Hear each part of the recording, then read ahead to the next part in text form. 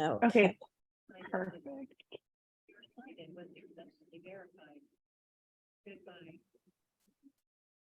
Okay. Thank you, Nima. So I just wanted to welcome everyone. Good morning, everyone. And I just saw a message that Breton is going to join us shortly. So I wanted to thank everyone for joining us this morning. It is my pleasure to welcome back Dr. Shahidinia and Dr. Silver for our third session in the Cannabis series in collaboration with PHI and ASTO. And this session will cover cannabis regulatory approaches. So I'll pass it now to Nima and Dr. Silver. Thank you very much, Tynell.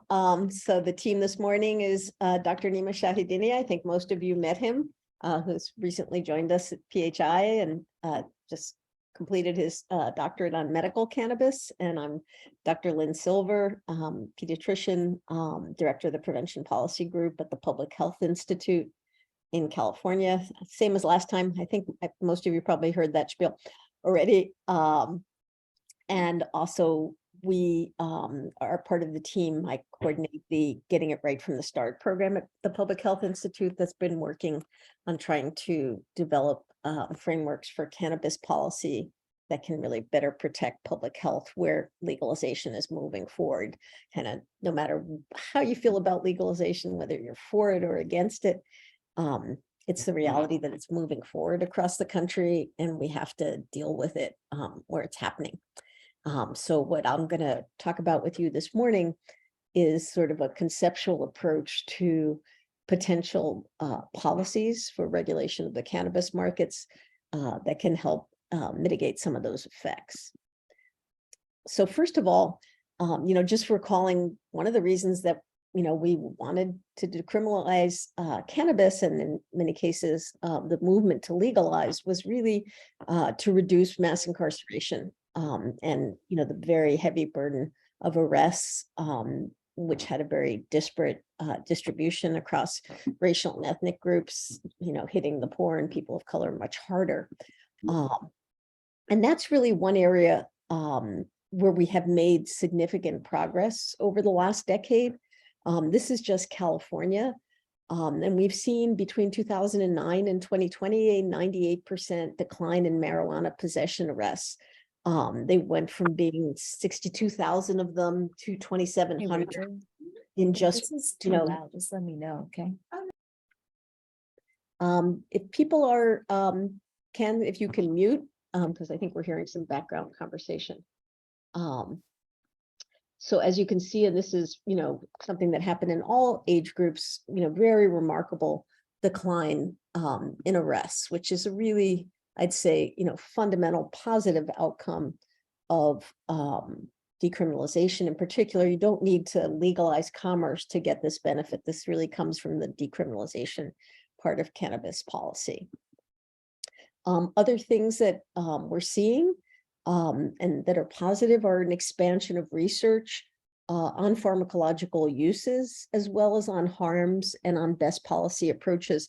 This was very difficult during when it's fully illegal because it was quite complicated to do research on cannabis, to look at their positive medical uses, even evaluating harms using more observationally designed studies, or evaluating the impact of policies was challenging. And so that's getting a bit easier. And the body of science on these issues is therefore starting to grow. We still have a long ways to go, but we have more and more research coming out every day. But then there are negative sides to the decriminalization and legalization process that we're also seeing. Just to give a couple of examples from our state is that we saw a tripling of daily or near daily use in adults over age 26 over a decade. And that tends to reflect people who have cannabis use disorder, although it can also reflect people who are using medically and some other situations. But frequent use like that is most associated with the problems that we described on the previous webinar. We're also seeing major increases in use during pregnancy, which is almost doubled in California and similarly nationally. And we find in our own research with Kaiser that varies with the number of retailers, for example, within a 15-minute drive from a woman's house. In California, we've seen a 53% increase in ER visits related to cannabis, and that's going on nationally. And other data, I think actually CDC produced a national paper on that as well. You know, when we think about it, we're going to talk about a lot of solutions that come from the tobacco industry and from regulation of the tobacco industry and our experience in public health and tobacco control, but there are significant differences. So tobacco has historically been legal, whereas cannabis for most of the past century has been federally and historically illegal, and only recently becoming legal at the state level. So cannabis is in a transition to a legal market from an illegal market. Tobacco is in a stable but declining legal market. Cannabis has some medical uses, whereas tobacco has none, although it had some traditional uses in Native American communities.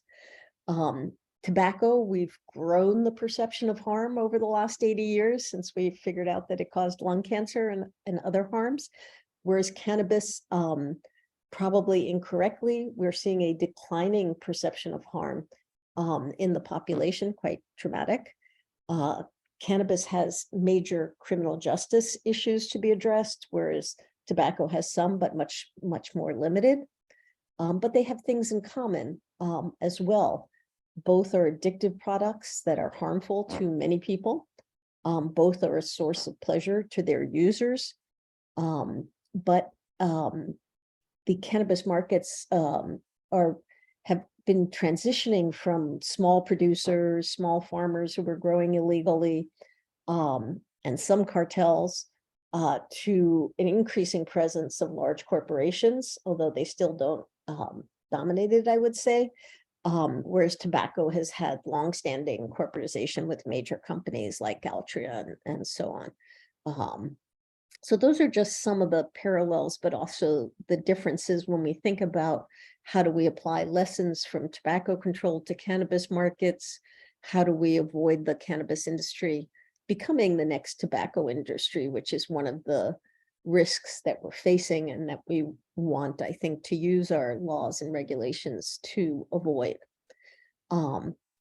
There has been just a remarkable transformation in the last few years across the country.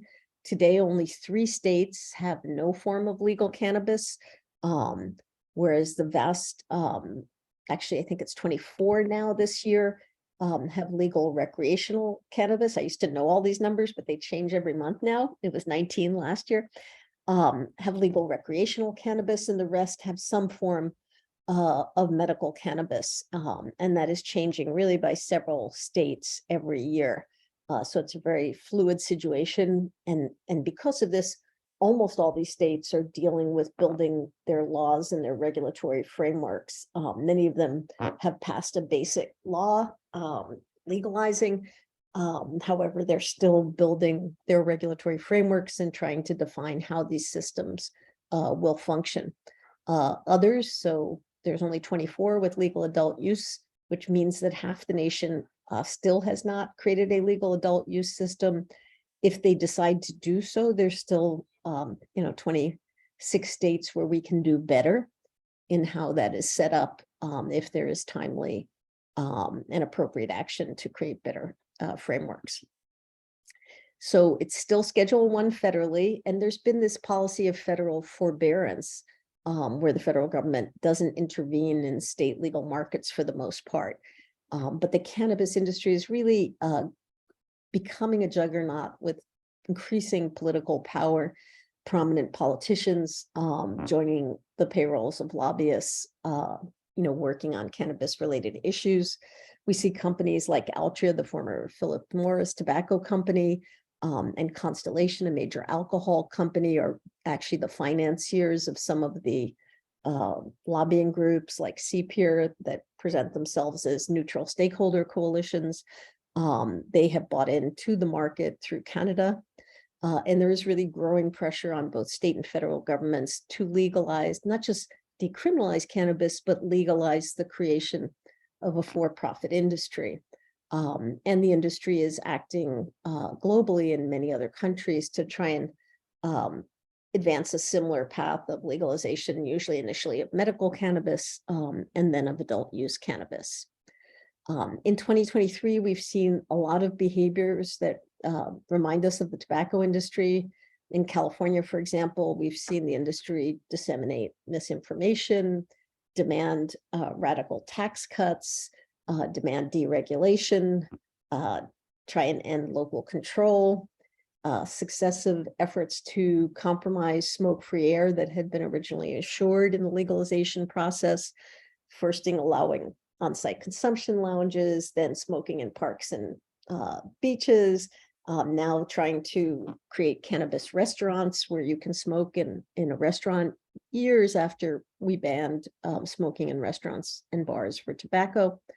And then we've also seen the expansion of hemp markets, which were approved under the Farm Bill with the understanding that they would be non-intoxicating products, but are actually now selling many extremely intoxicating THC-containing products. At the same time, in many of our states, we're seeing significant illicit markets coexisting with the legal markets.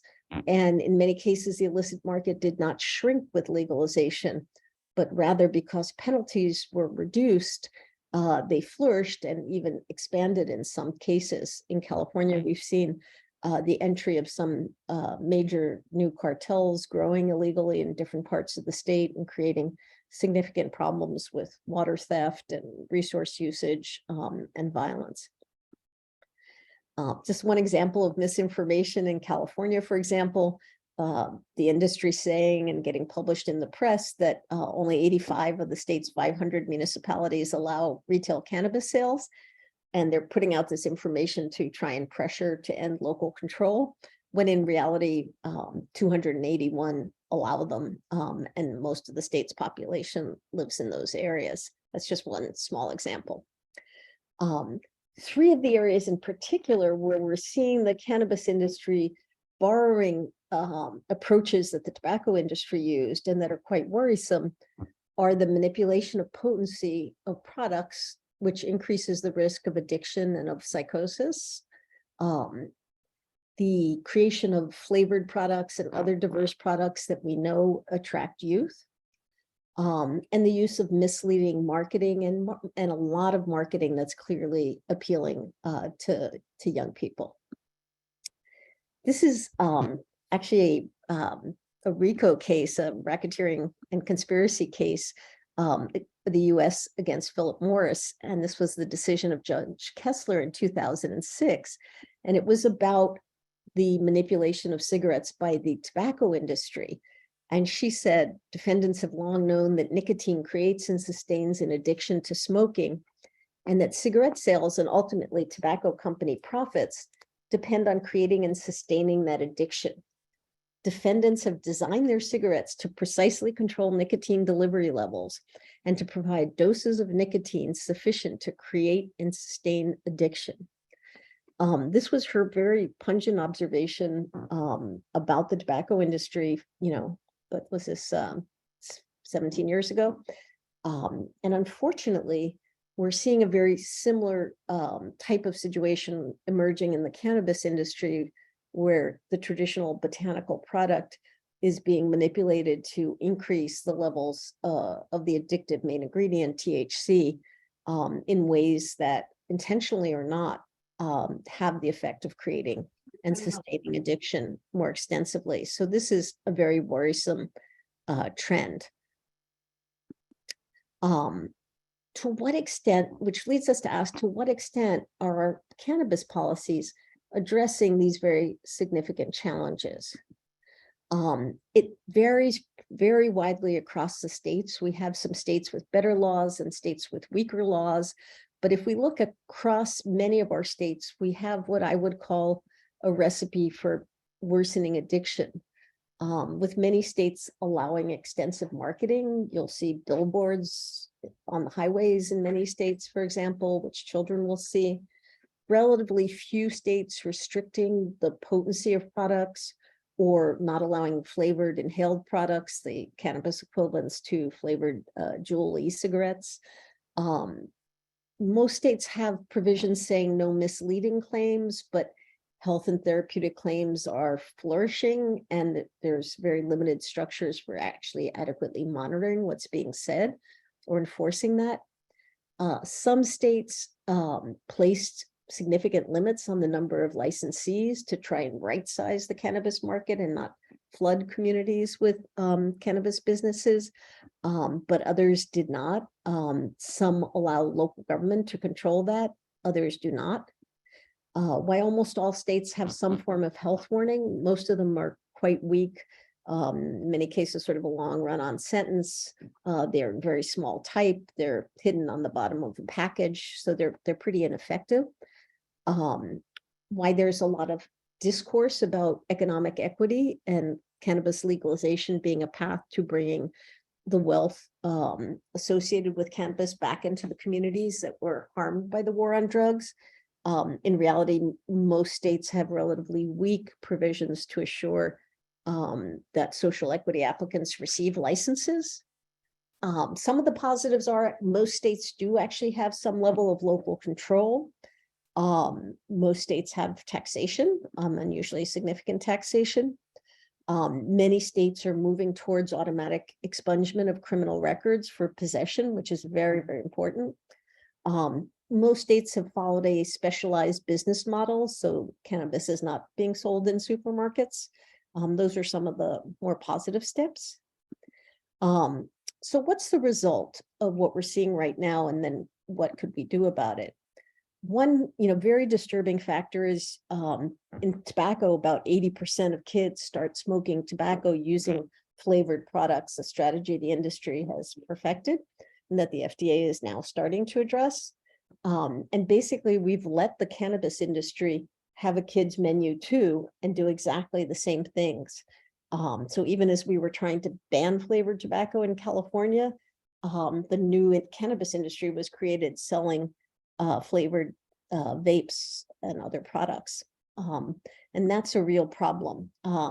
This is actually a flower product. It's not a vape or an edible, but it's clearly imitating Cocoa Pebbles cereal, using the images and the colors and so forth. I'd say this is clearly meant to attract kids. We have grape flavored blunts, usually where the wrapper is imbued with a flavor. We have products, attractive, brightly colored edibles, in this case being marketed to the LGBTQ community specifically, which has higher cannabis use disorder rates.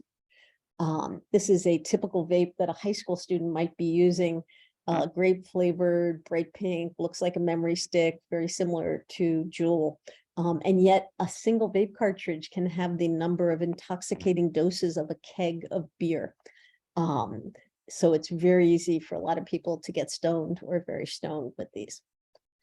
This is an example of a billboard that tells a young, beautiful Black woman that whatever's ailing her, she'll feel better by stopping at Hugs Cannabis Dispensary. This is just an illustration of how bad the warning labels are. They're typically, these are California ones, but sometimes on the back of peel off labels, inside the box in 6-point font on the bottom or the back of a product, but almost never prominent and clear enough to be seen and used.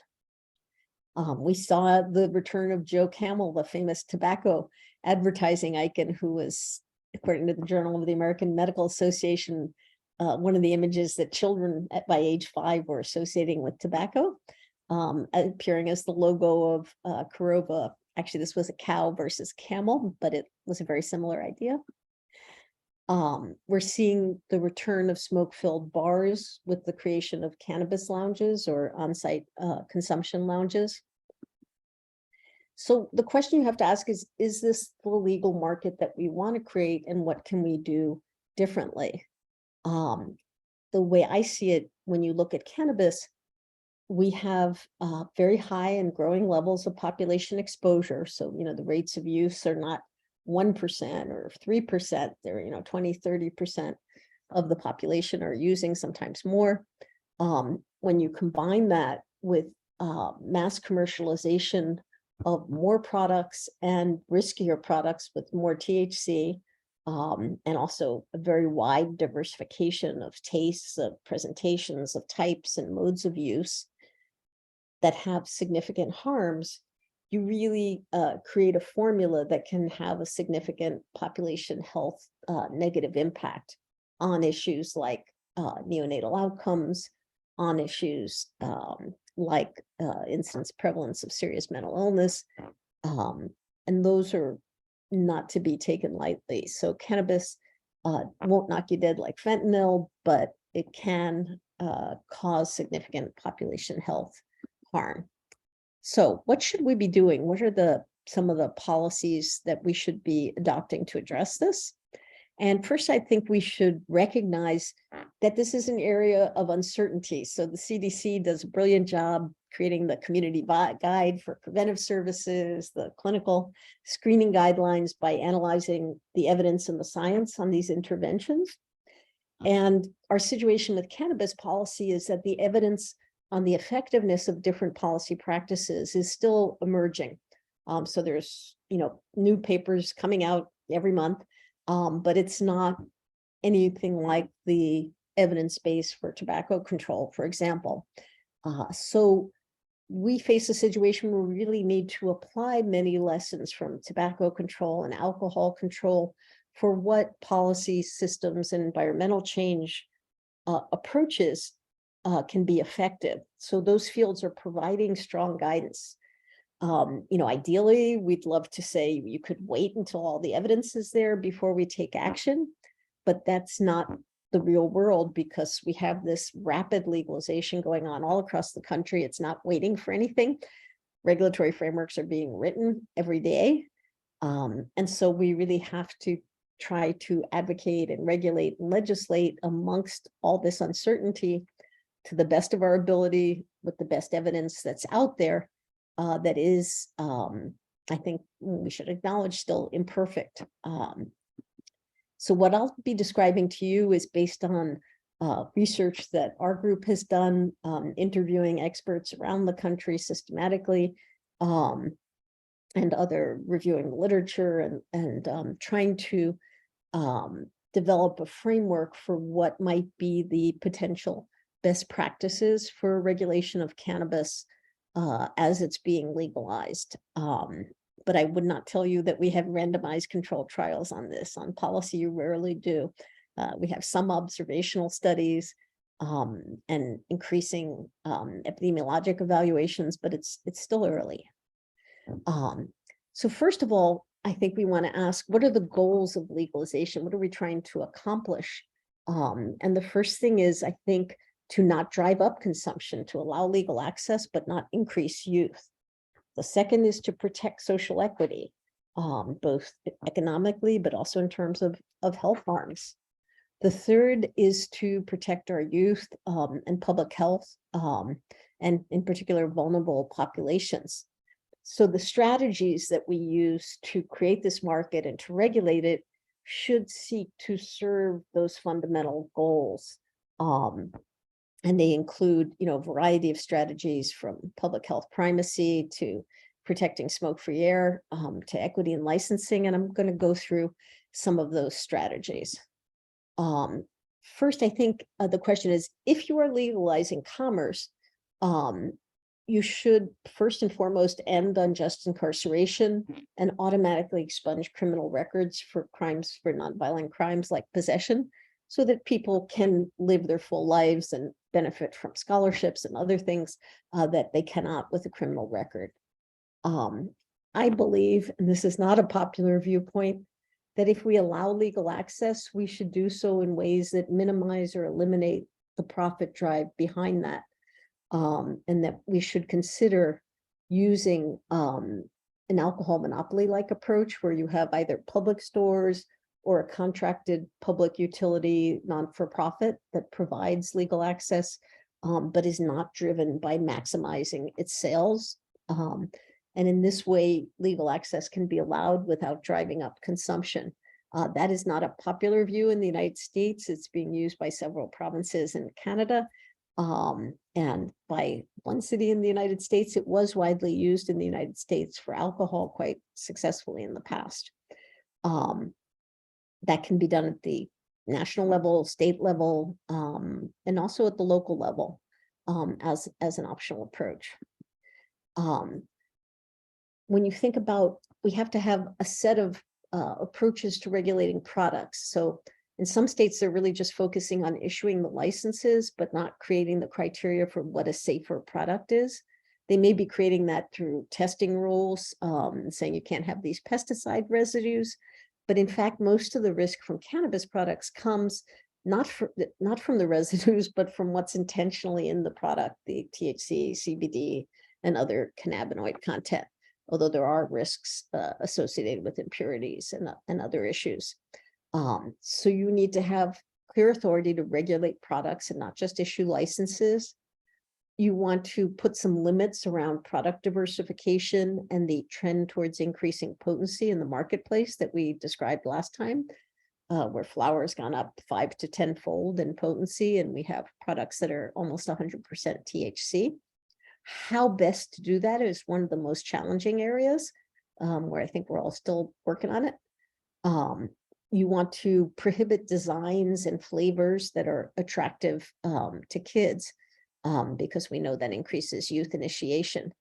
So some of the steps are, for example, banning kids menu products that look like traditional candies, that are imitations of foods marketed to kids, things that have cartoons on them, animals, that are labeled as nerds or runts or, O. Henry bars or Zoreos or Z Skittles. We have all those products on the market. We should not allow the artificially derived cannabinoids that are proliferating, like Delta 8, Delta 10, THCO. There's a whole group of cannabinoids that are not naturally significantly present in plants or don't exist at all, that are now being marketed, particularly by the hemp industry. We should standardize doses. Generally, for example, the NIH recommends working with a 5 milligram standard dose. Edibles should be 5 milligrams easily in separate pieces, not just a scored cookie or a scored chocolate bar. In California, for example, they're selling edibles in a can, with a beverage that's considered a package. So it has 10 doses in it instead of 1 in a single can, which is not a good idea. And we should seek to place limits on THC content, which this more recently legalizing states are doing more of, like Connecticut, for example, place limits. More recent states are taxing based on THC content. Having pre-market approval in place is really helpful for this. But as I was saying, when we're talking about product quality, we need to think about not just testing and good manufacturing practices, but what is intentionally being put in that product. And we also need to not allow intoxicating hemp products that are being sold outside of legal cannabis markets, and smoke shops, convenience stores, and many other places, creating a parallel source of intoxicating products that are much more accessible to kids.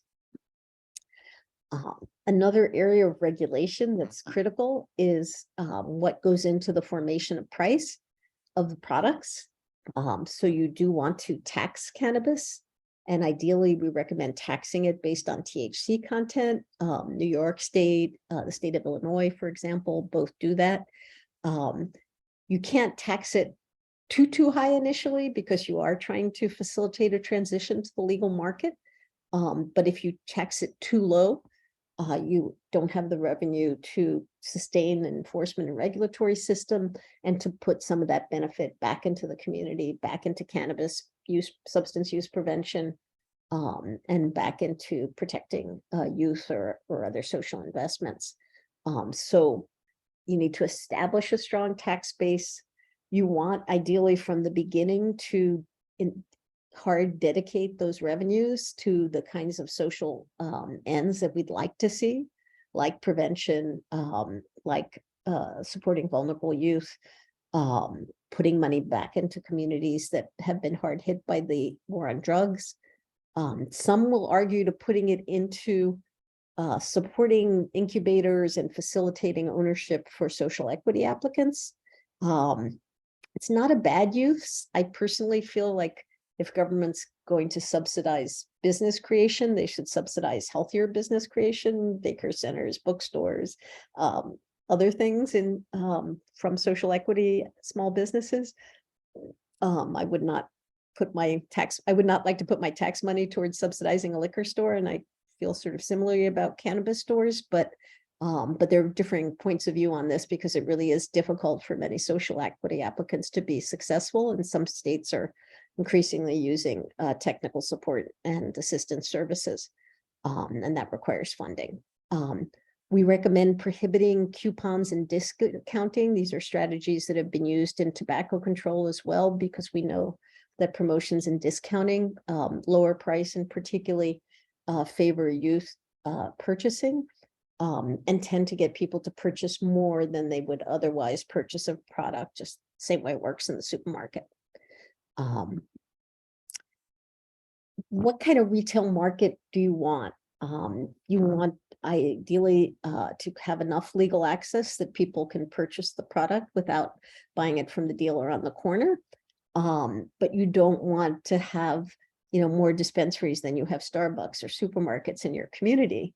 I live in a little community of 120,000 in California. We have, I think, 6 Starbucks, 9 supermarkets. I forget how many pharmacies. We had 3 medical dispensaries for cannabis in the city. With legalization, it went up to 6. And then the cannabis industry tried to get it approved to go up to 33. So in this little town, we would have had more cannabis businesses than, Starbucks or pharmacies or supermarkets. And that just makes no sense. It means the businesses are created and failed and are trying desperately to succeed by pushing out as much as possible. So right sizing what the infrastructure is very important. Keeping it as a specialized business so it doesn't become the, weed mart part of commerce. And keeping these businesses away from residential areas and schools is very important. We encourage a buffer of at least about 1,000 feet or 3 blocks from schools and from residential centers, including universities and colleges where you have large concentrations of young people. Another area of regulation is information and marketing. And in our country, when a product is legal, there are First Amendment protections for what's called commercial speech. So it's harder to ban all marketing in the same way that some countries have banned all tobacco marketing or to otherwise restrict it. But we should seek to limit cannabis marketing to the maximum extent allowable. So you want people to be able to find a dispensary, to know where they can go to make a legal purchase. But you don't want cannabis advertising covering your highways in the face of your youth, and so on. So finding that point of what actions you can take and which will be allowable under law is still an evolving area.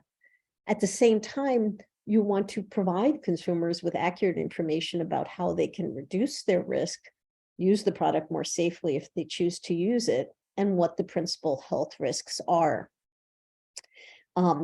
So Canada and several US states require plain packaging, a prominent international strategy for tobacco control, where the packages have to be a single dull color with basic information and a brand logo, but they can't be bright and shiny and full of, attractive and wonderful images. So many of you may have seen this when you travel on tobacco products. These are products from Canada. They have a prominent front of pack warning label that rotates from different messages. This one is don't use if you're pregnant or breastfeeding. But there are about, I think, a dozen messages or so that rotate across the packs.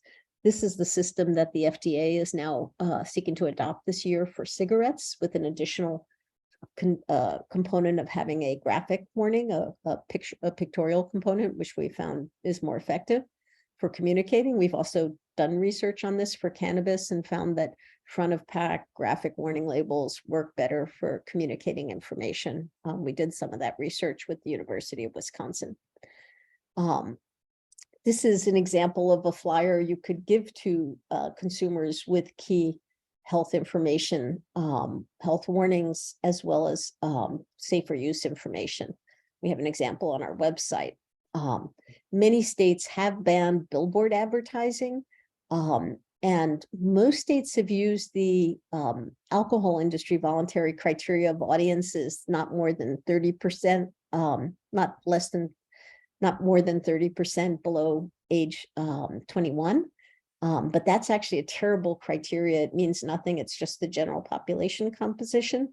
New York State is using 90% adult, which is much better. The Institute of Medicine had recommended 85% or higher for alcohol advertising. Another area of regulation is protecting smoke-free air, not going backwards on worker protections. So we recommend not allowing on-site consumption or temporary outdoor licenses to really protect our progress in smoke-free air.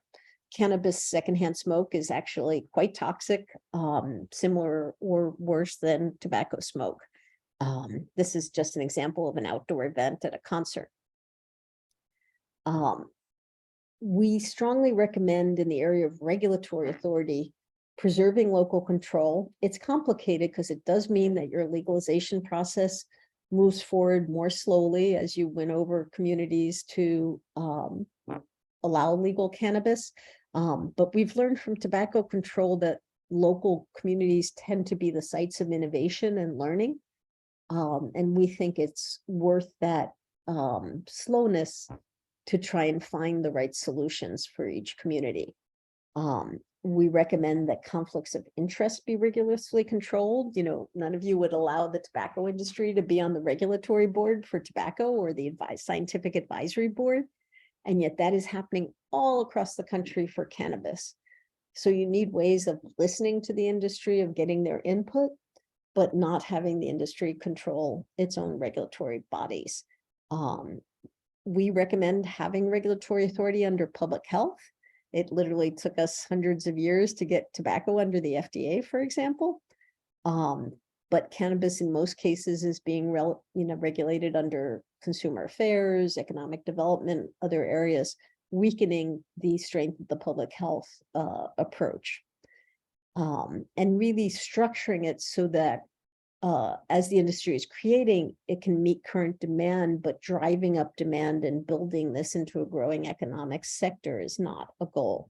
And really, when you look at state legislation, in some places it says, no, our goal is to build the new cannabis industry, as opposed to just ending the illegal one. So we recommend preserving local jurisdictions' ability to opt out, to tax, to control the number and types of outlets, and to regulate sales and marketing beyond floors, which should be established in state law. I think we can learn from places like Quebec, which created an alcohol monopoly approach. They have beautiful stores and online access, but it's all publicly run and it limits the number and types of products.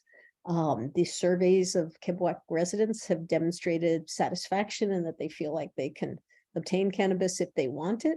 But the growth in the changes in consumption levels for the population and cannabis use disorder have been much more favorable in Quebec than in other provinces. They limited concentrates radically. The products like wax and dabs and shatter and vapes. And why they allow edibles, it's a much more limited range, and they do not allow flavorings. These are just examples, I won't go into it in detail, of local level innovation in California. And we've seen many kind of positive steps at the local level. For example, the first THC-based tax is in a small town called Grass Valley. San Francisco requires dispensaries to give patients information on how to use more safely. So in summary, regulations should seek to minimize the health harms of legalization that we discussed in the last presentation, the effects on fetal and child health, mental health, youth addiction, and so on. And it should try to balance not driving up consumption and preventing excessive growth of a for-profit industry and building equity while ending the criminal the criminalization of so many people that we saw in past decades. Some of these ideas are summarized in our principles document on our website.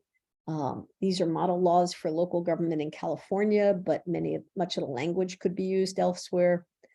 This is an evaluation checklist for state laws that helps people kind of review a proposed state law and figure out how it covers or doesn't cover some of these. We just went through this exercise in Minnesota, and we're doing it with Ohio now. I just want to talk briefly about some ideas about community engagement and about lobbying that Brenton and Tynell also asked us to talk about, and then wrap up for questions. This is just briefly, people have begun to study how do you effectively act as a community engagement coalition. Lehman wrote a capacity building, kind of a framework that's being used by Counter Tools for this.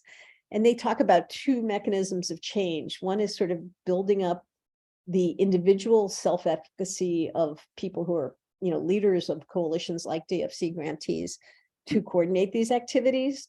And the second kind of area is building up the effectiveness of the community partnership to pursue policy change. And both of those can be mechanisms for your projects to be effective and grow in their effectiveness. And this is sort of a logic model that Lehman created on how to make progress towards these two outcomes. And they give some very interesting examples of how the partnership or coalition like DFC can perform to pursue policy change at the local level. And it often starts with documenting the local problem, collecting data, visiting dispensaries, talking to school principals, so that you have evidence of what is going on, talking to your emergency room docs and so on, and really having information to show, then landing on an evidence-informed solution to that problem, engaging the partnership, raising awareness in the community of what that problem is, and then moving on to try to persuade your community decision makers to adopt changes in policy. And I find this sort of a helpful framework to think about. Counter Tools has worked with it a lot in tobacco control. The other question we got asked to address briefly is just what is lobbying? And if you haven't seen it, I'd strongly encourage you to take a look at CADCA's Guide to Educating Legislators and Advocacy. It's a tool that's available to all your grantees and on the CADCA website. It actually does a really good job of explaining what is lobbying versus advocacy, what can a federal grantee do and what can't they do. I'll just run through quickly some of that and then wrap. So some of the things that they recommend, first of all, which are helpful ways of messaging it, is just be vocal, be visible, and be valuable to policymakers. Combine the use of facts and data with the use of anecdotes and stories of individuals. And that combination can be really very effective at increasing the effectiveness of coalitions. And they give good examples of how to do those things in that document. They also clearly talk about lobbying versus education. So coalitions, regardless of funding source, can educate their elected officials at every level of government. You can inform legislators, their staff, and the public about the issue you're working on, so long as you don't mention or say specifically a position on a specific bill. Lobbying, in contrast, is taking a specific position on a specific piece of legislation or ballot proposition or initiative. Direct lobbying is when you're taking that position with a legislator or their staff. Grassroots lobbying is communications that refer to specific legislation or reflect a view. So it's basically when you're working to mobilize the community to take a position or take action on a specific piece of legislation. So you can talk about legislation, but when you say vote no on Proposition 30, that is lobbying. This is just some kind of language examples. So lobbying language would be support, oppose, don't pass, vote no, vote for, vote yes. Non-lobbying phrases might be, we appreciate your work on it, we have concerns about this issue. We want you to understand, or we want to bring your attention to. I thought this was kind of a brilliant particular piece in that guide, because it just demonstrates the ways you can talk about things very effectively with legislators without lobbying, and yet get the key messages across. I won't go into this slide in detail, but it's just a long list of things that you can do that are not lobbying, and yet still be very effective at advocating for better policy. So in summary, it's very important that researchers, community organizations, all the members of the typical DFC community butt into the cannabis regulatory process, because today in most states, it's mainly taking place between the industry and government, and the 90% of the voices that are pressuring government to act in specific ways are from the cannabis industry. And the voices of many other stakeholders are not being heard as effectively. So bringing this public health focus to regulation and taxation is just incredibly important. And I hope that it becomes a growing part of what you do as you work with your many grantees across the country. This is our website. A lot of this stuff is available on our website. That's my email and Dr. Shahidinia's email. And we are here to help you and to partner with, share expertise with community partners on these issues. So I've talked for a long time. I'm going to stop share and let's take questions and discussion, and feel free to take issue. And Neem and I will both be working together to answer your questions. We have a question from Bianca. Hi, everyone, and thank you so much for your presentation. I have a question in regards to activities our coalitions can implement. So I am the project officer for the state of Michigan. So Michigan has legalized both recreational and medical marijuana.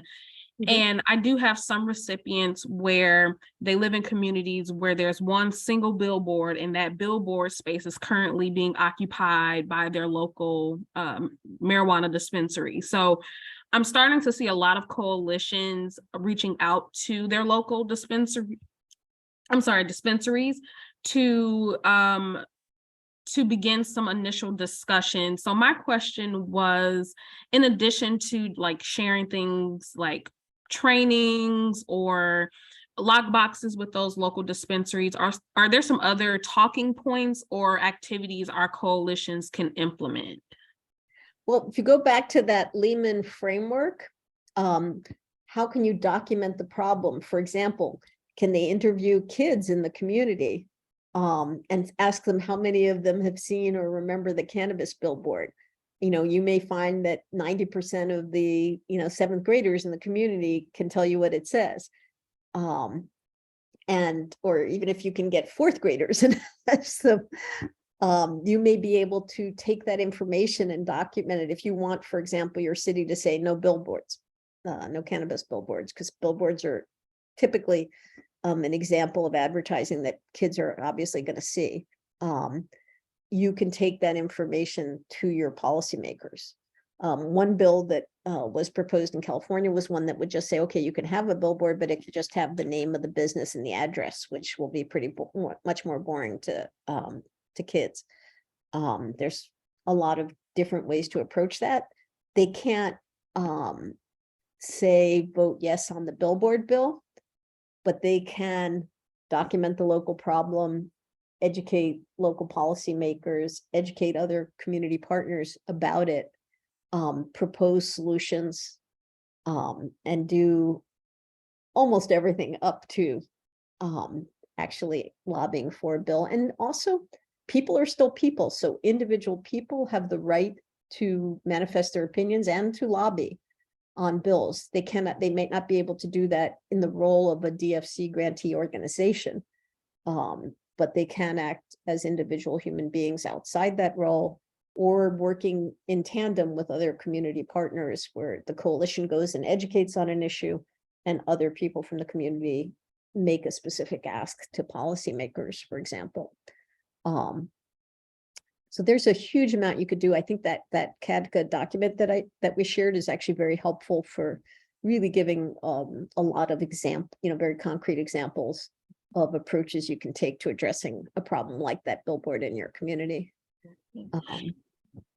And just to add to that, just say in addressing or, approaching the local dispensaries, some coalitions have, asked them to disseminate free lock boxes, or they've approached the dispensaries with an offer to provide them training on cannabis and youth use and things like that. Are there any other things that our coalitions can do if they decide they want to approach their local dispensaries?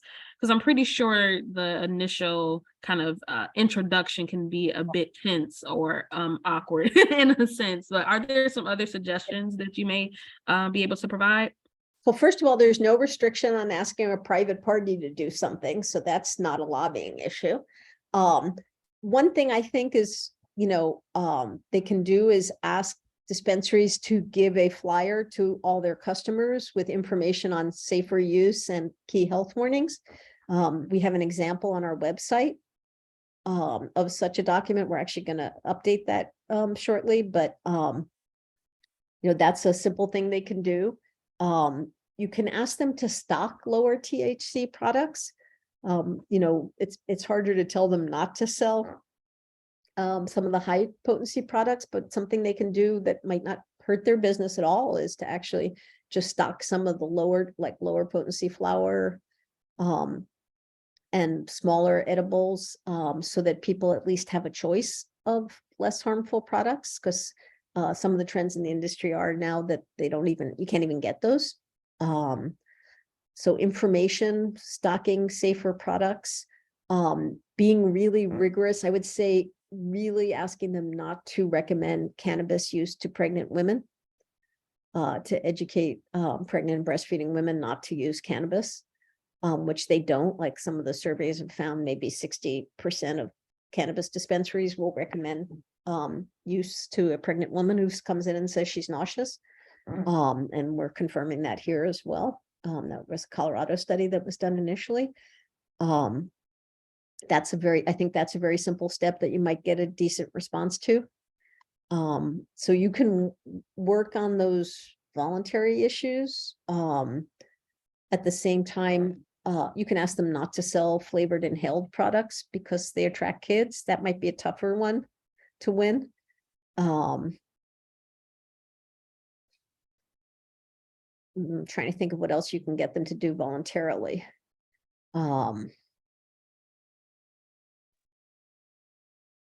Those are some of the ideas. You can ask them not to stock things that are particularly ridiculously imitations of common candies or foods, if you're seeing those. So I would go into the dispensary and see what they have. And if they're stocking products that are really imitative, of common candies or foods, ask them not to. And then it's always a good thing to ask voluntarily if you only have a few dispensaries. And then if you don't succeed, you can go to your policymakers and say, hey, we tried, this is the data, this is what we're seeing. We tried talking to them and asked nicely. We didn't have any success. Can you address this issue as a policy? And I would also add that a key operative part of the question was that in Michigan, medical and recreational cannabis is already legalized. A lot of the stuff that Dr. Silver had brought up regarding flavors, stocking of lower products, these are issues that could be, if your state has not yet legalized adult use cannabis, these are issues that could be confronted ahead of time and make sure that they're legislated upon if your state is considering legalization. So it's a lot harder to address these once cannabis has been legalized. But if your state has not yet legalized adult use cannabis, these are issues you can make sure are addressed in the bill that's written. Yeah, and even after it's legalized, there's a regulatory process at the state level, and there may be, depending on the state, a regulatory process at the local level. So there is a lot of opportunity even after legalization to make things better, to improve things, either through legislation, state or local regulation. So, encouraging your coalitions to learn about what they can do locally, what is not permitted locally and would need to be addressed at the state level, and to take those actions is also valuable. I see a question from Greg Smith. Are there any states with legal recreational cannabis that are allocating any of the tax revenue for prevention work in their state? Absolutely.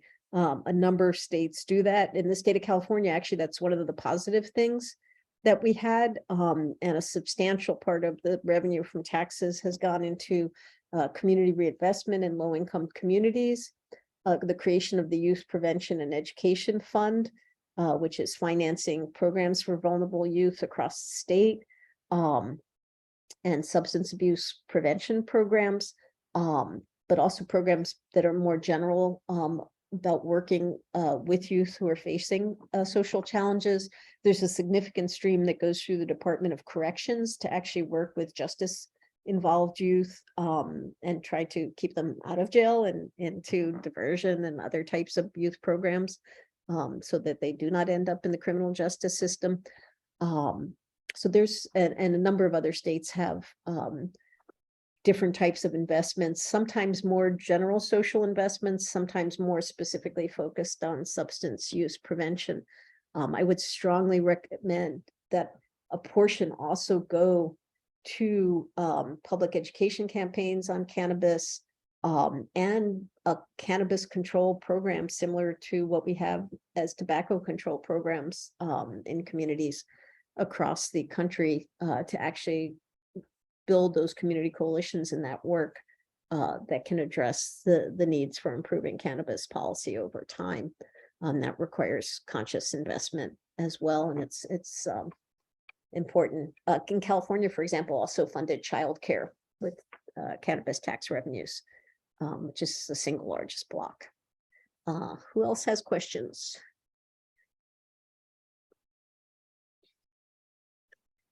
Are you getting other questions from your grantees, or what types of activities are they proposing? Hi, Lynn, this is Brandis. This was a great presentation, and that was a great question by Greg and Bianca, because I know when we were at CADCA in our breakout rooms, there were a lot of coalitions asking about working with some of the local dispensaries instead of working against them. And once you get the initial conversation going, you'll find that they are against the cannabis getting into the hands of the youth. So they are all for working with our coalitions on the prevention work. It's just a lot of the coalitions have trouble getting that initial conversation started with them, and don't know how to approach it, and getting rid of that stigma of, it's bad. They don't know how to get in there and who to talk to, who to approach. They want to get rid of their own fears first. Yeah, so I guess maybe there's some one-pagers or some talking points that we could give them to start the conversation. As Bianca said, what kind of resources we could give to our recipients about starting the conversation with their local dispensaries where it's already legal or where they're thinking about legalizing it. Some resources like that would be helpful. Yeah, we could work on something like that, Nima. That would be a great product. So I encourage it. I would say, though, don't replace working on broader policy issues with working with dispensaries. Try and do both. So working with dispensaries is excellent. But it's hard because there can be a lot of them. And so to, really have an effect at the population level, it may be necessary to also work on the broader policy changes simultaneously. And if you can show that something works in a local dispensary and that you've done it, then it's even easier too. Like, oh yeah, we've done this with this dispensary and it was successful and it wasn't a problem.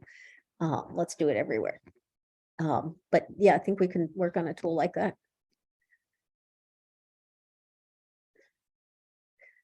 Hey, Lynn, this is Jason Stanford. Earlier you were talking about policy, and I wanted to, you'd mentioned that Canada and one city had the way they dispensed it was either through a nonprofit model or through government. I'm curious to know what city that was in the US. So in Canada, it's the province of Quebec. And actually, I think 2 other provinces also have something similar, though Quebec's probably the best established model. I think it's Bonneville, Washington. It's like a small town in Washington that's been experimenting with a public system I haven't visited it yet. I've been wanting to get up there. In the Minnesota draft law that's under consideration, it allows for public stores by local government. We're still trying to strengthen that language to allow for an exclusive public store or contracted nonprofit arrangement. In the United States, the one in Bonneville, I think, is actually public. It can be a little tricky because cannabis is still federally illegal. So there may, local government or state government may be hesitant to create a public monopoly where public employees would be violating federal law, even though it's not being enforced. So actually, Hudson, a lawyer who was formerly at the Public Health Law Center, came up with an interesting solution that may work better in some places, which is to contract a nonprofit. It's this kind of the same way a city would contract an electric company to be the exclusive electric public utility. A city can contract, or a state could contract with a nonprofit to provide legal access to cannabis, but they could contractually create conditions for safer use, not advertising aggressively, whatever, whoever they gave that exclusive license to, they could, set the rules of the game much more expressly so that so that you have legal access, but it's less harmful than what you would typically see in a for-profit market. But that's so far, Governor Raimundo, and when she was governor of Rhode Island, now she's Commerce Secretary, had tried to create a state public monopoly, but that did not pass in the legislature. So it's been considered and talked about, hasn't gone through except for that one city in Washington, as far as I'm aware. If anyone knows of any other examples, let us know, because we're looking. We'd love to learn about more examples. I personally think that would be the best way to do it, but this is America. We like business. We like commerce. So it's a hard sell in most places. But it was associated in alcohol with less binge drinking and less alcoholism when those models were implemented in states. And when I lived in Sweden, for example, they had an alcohol monopoly. They were very nice stores. You could go there, you could get, perfectly lovely alcohol, but you had to go there. It wasn't in your supermarket. So it was just a little more work to go get your booze. And there wasn't the kind of aggressive marketing that there is with the alcohol industry here. And that meant that, fewer people developed alcoholism and binge drinking as a result, even though you could still, perfectly easily purchase this product. But you couldn't purchase it at 2 a.m. On a Saturday night. It was just a little tougher. Thanks a lot.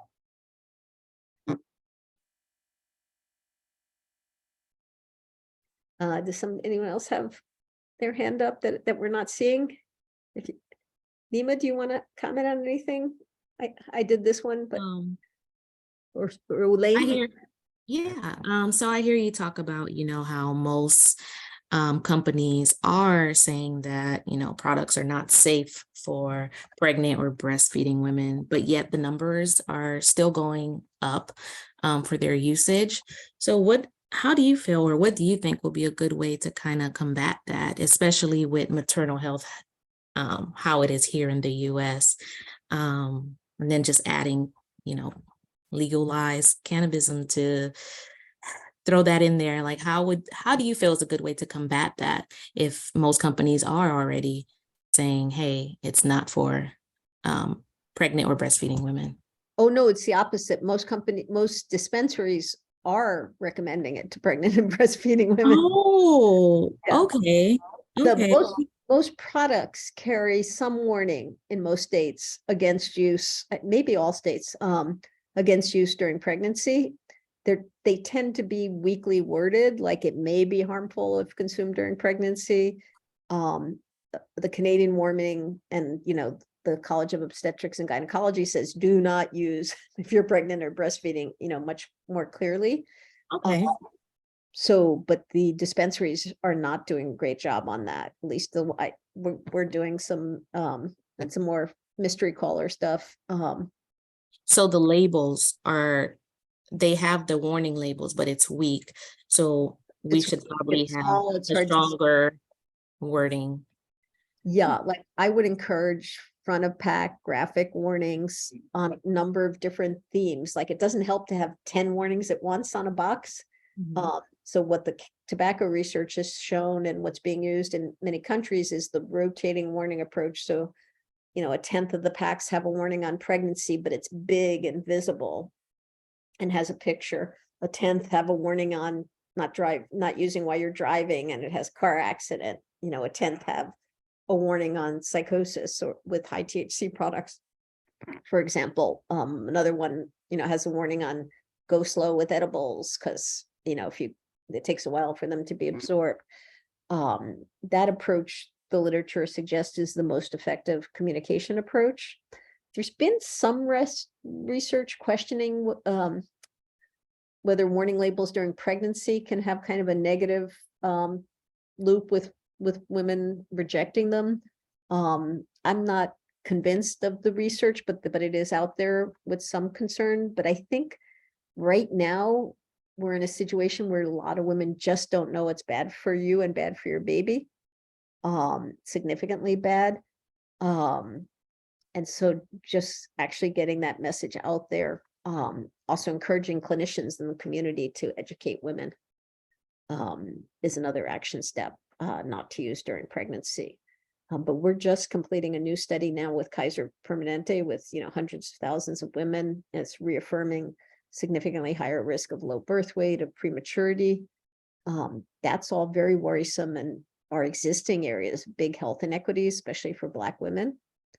And then what worries me the most, though, is that there's a whole new body of NIH supported research that's coming out showing that kids who are exposed in utero, you know, 10 years later are showing more psychopathology, ADHD, aggressive behavior, and other issues. And that's really scary to me because, you know, that would represent not just low birth weight at birth, but longer term effects that may not be reversible.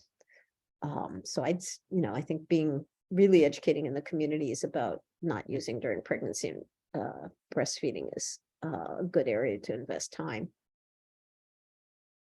Or handing out that flyer to every customer, you know, that includes don't use if you're pregnant breastfeeding. Getting larger warnings on the boxes. I agree. Or even, you know, it being a part of the maternal brochures and stuff that you get that initial doctor's appointment, you know? Yeah. Yeah, the numbers are all going in the wrong direction about perception of risk. You know, people's perception that the product can be harmful nationally, going down in pregnant women. So the product's getting riskier, higher and higher THC. Public perceptions of risk are going down. And that, you know, creates really a situation where you would expect harms to increase, and that's what we're seeing. So that's, you know, worrisome, and why we think that taking some of these policy steps is so important.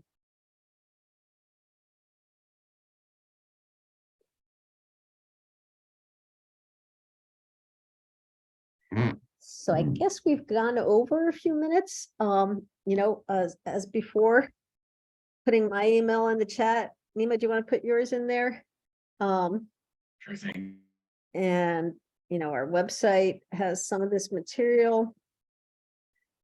And you can just email us if you have questions that are coming up with your projects, you know, on policy issues, and we're happy to talk and be a resource to you. As before, we'll send you the link to this slideshow as well as the video recording. Thank you all for attending today. Thank you, everyone. Thank you, Nima. Thank you, Lynn. Okay, thank you, Taida. All right.